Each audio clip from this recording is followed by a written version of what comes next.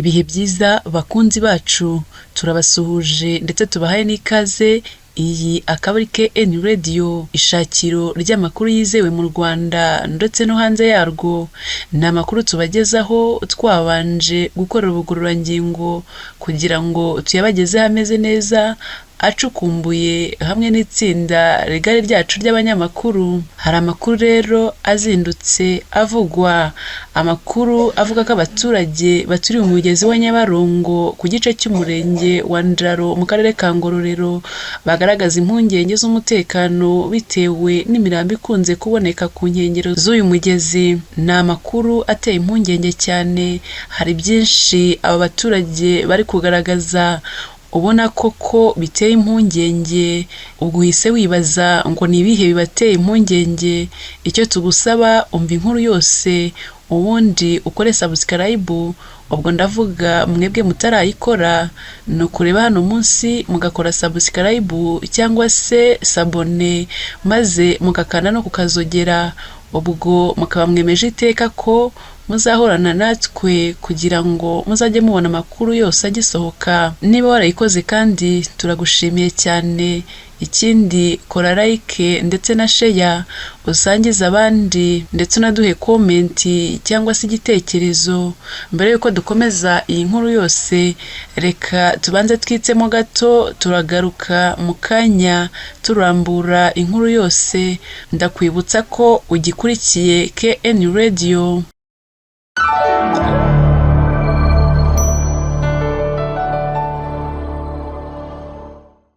Nongeye kuguha ikaze wowe wahisemo gukurikira KN Radio, ishakiro ry'amakuru yizewe mu Rwanda no hanze yarwo. Ni amakuru tukugezaho tubanje gukora ubusesenguzi kugira ngo tuyakugezeho ameze neza ndetse anacukumbuye. Iyi ni KN Radio. Hari abateye impungenge rero n'imirambo ikunze kugaragara ku mugezi wa Nyabarongo. Abaturage baturiye umugezi wa Nyabarongo ku gice cy'umurenge wa Ndaro mu karere ka Ngororero baragaragaza impungenge z'umutekano bitewe n'imirambo ikunze kuboneka ku nkengero z'uyu mugezi. Abaturiye Nyabarongo bakaba bavuga ko bakunze kubona imirambo ku nkengero zawo.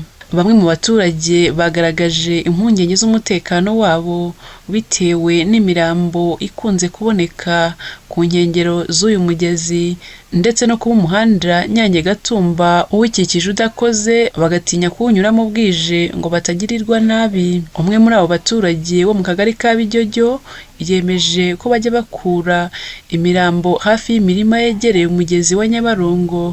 Mu magambo y'uyu muturage yagize ati, babakuramo kenshi. Ejo bundi muri Mata hari abaturanyi bacu duherutse gusanga ku nkombe bashizemo umwuka.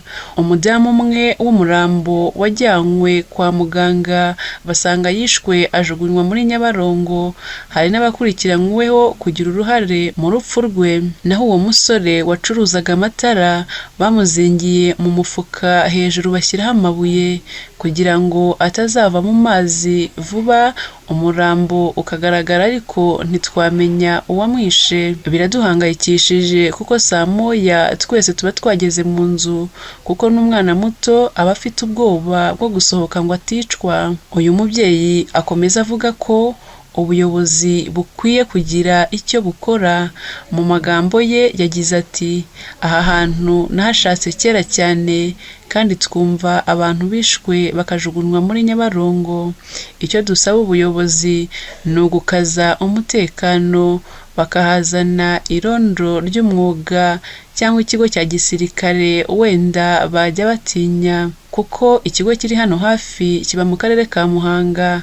Abashinzwe umutekano babaye hafi, utatse bajya bamwumva bakamutabara bataramwica, kuko hari abo twumva bataka ariko ukayoberwa aho barengeye. Umugabo ufite urugo mu mudugudu wa Birima nawe ahamya ko uyu mugezi ukunze kuvanwamo imirambo y'abajugunywemo. Ati, imirambo ikunda kuhaboneka. Hari abo tumenya binaha abicirwa kure batewe ibyuma bakanigwa maze bakajugunywamo. Biratubangamiye kuko guhora ahantu wumva hatoragurwa imirambo uhorana igishyika kuko ubutekereza uko buzacya ugasangamo uwawe. Mukantwari Savera wo mu kagari ka Bitabage avuga ko umutekano w'umuhanda wa Nyange Gatumba ari mubi kuko kuwugenda ngo nijoro bishyira ubuzima bw'abantu mu kaga. Mu magambo ye yagize ati uyu muhanda ni mubi, iyo ugeze ahitwa ku rutino rwa Secoko hari ubwo uhasanga ibirara bikakwambura ndetse bikaba byakwica. Biteye ubwoba kuko ntawe batinya, kuko iyo saa 12:15 zigeze utaragera iwawe ujya gucumbika kuko n'abagabo barabica. Uyu mubyeyi akomeza agaragaza ko imirambo isangwa muri Nyabarongo ituma badatekana. Ati kera twatumaga abana hakurya y'uruzi muri Muhanga ku bavandimwe bacu,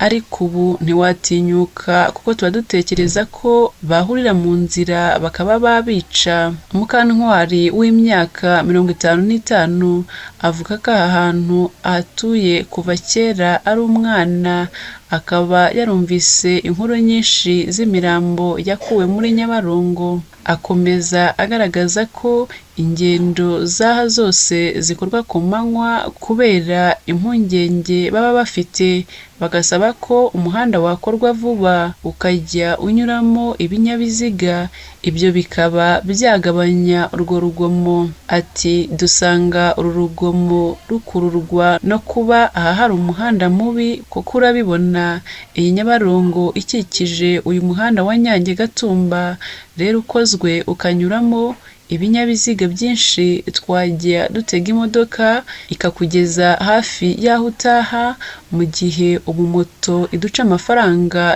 2,500 ku muturage ni menshi, bigatuma tuhagenda n'amaguru kandi ni kure uva Nyange ukagera muri Ndaro bwije.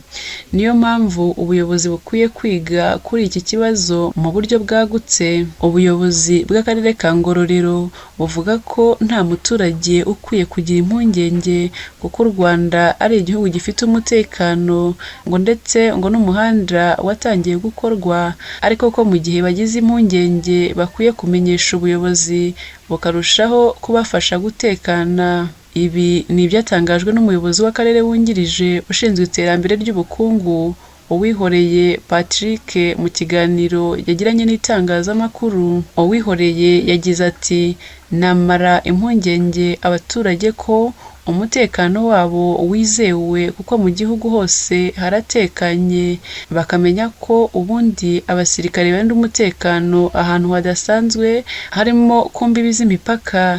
Ndabizeza ko umutekano wabo uhari, naho baba bakeka ko bikanga badusangiza amakuru natwe tureba aho bafite impungenge, bityo tunoze umutekano kugira ngo umuturage ahanyura atekanye. Uwihoreye yakomeje agira ati uyu muhanda watangiye gukorwa kandi neza, bihangane ugiye kurangira kuko uyu muhanda ntabwo urimo gusanwa ahubwo uri gukorwa. Umuhanda Nyange Gatumba uhuza imirenge itandukanye irimo Nyange na Ndaro y'aka karere, ukaba witezweho koroshya ingendo, kwagura ubuhahirane ndetse no koroshya uburyo bw'ubuvuzi.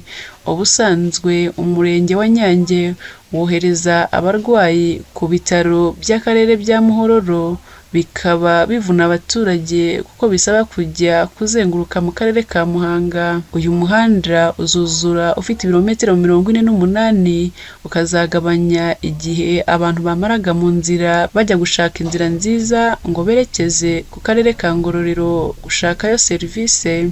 Ndabashimiye cyane mwe tubanye muri aya makuru.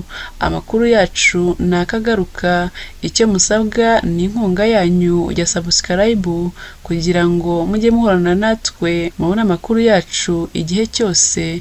Mwakoze cyane, mugire ibihe byiza.